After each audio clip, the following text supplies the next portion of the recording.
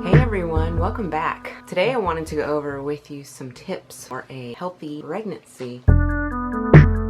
First of all, why do you want a healthy pregnancy? Well, to help improve your outcomes, i.e. your birth and delivery. So I made a list of 7 quick and easy simple things that you can do. Disclaimer, before doing any of these tips, contact your healthcare team. First, are kind of things I feel like aren't talked about enough. A red raspberry tea, although it is hydrating, it's not specifically for hydration. Red raspberry leaf tea is to promote uterine strength and help your uterus to do its hardest job, which is towards the end, cramping down and pushing that baby out. So you can drink that. I think 1 cup for second trimester, 2 cups for third trimester, but you don't want to start till the second trimester because it can promote uterine contractions, and of course you don't want to do that in the first trimester. And kind of along those lines are dates. If you can have a Larabar or kind of the off-brand, Target has off-brand and now Walmart's doing an off-brand too. Dates can promote efficient cervical ripening and therefore probably decrease your overall labor length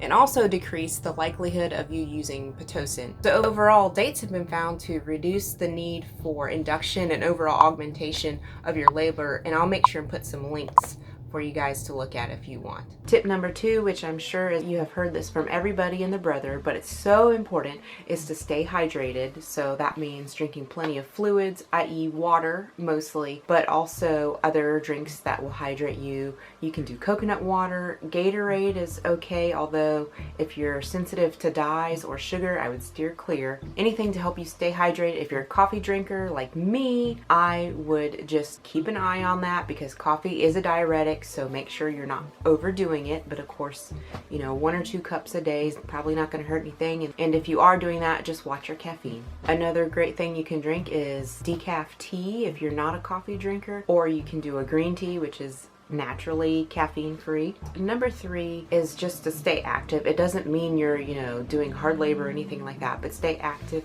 Keep up with daily walks or do yoga or something like that. Just keep your body moving. But it used to be thought, if you were pregnant, you need to sit back, relax, and just chill. But they're finding now with lots of studies that it's better to remain active throughout your pregnancy. Of course, you don't want to start a new exercise regimen. So I myself just chose to do walks and yoga, and that was plenty for me. Along the lines of staying active, you also want to do squats to increase your pelvic floor strength. That will improve your outcomes too, and it'll help you when the pushing comes to help you bear down. And number 4 is to decrease your sugar. That way you can balance your insulin response and the crash thereafter. This will also reduce unnecessary weight gain, and just be cognizant of your sugar intake in general. Make sure you're reaching for those healthier snacks, your raw veggies, your yogurts, cheeses, nuts, even some dates.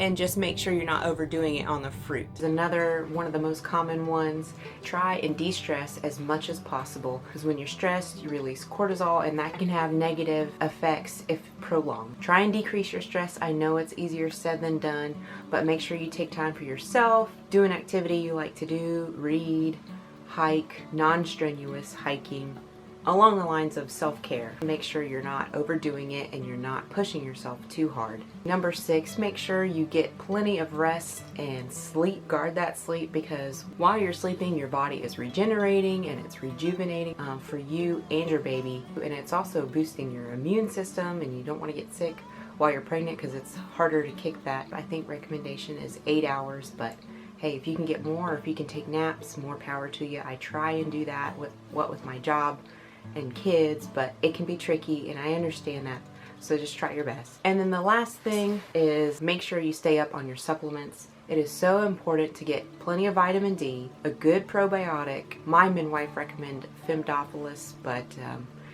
just a good probiotic to help keep that gut flora nice and healthy, to help fight off any infection. Something else that I used was Floridix, which is an iron supplement, and it's not as arresting to the bowels as some of the other iron can be. Alfalfa can help you go to the bathroom too. And last but not least, I found it to be especially helpful for me was kombucha to help with upset stomach, and that also has probiotics in it too. So kind of all of those put together is your supplements. And then something else you can do is drink a mixed tea with your red raspberry leaf tea.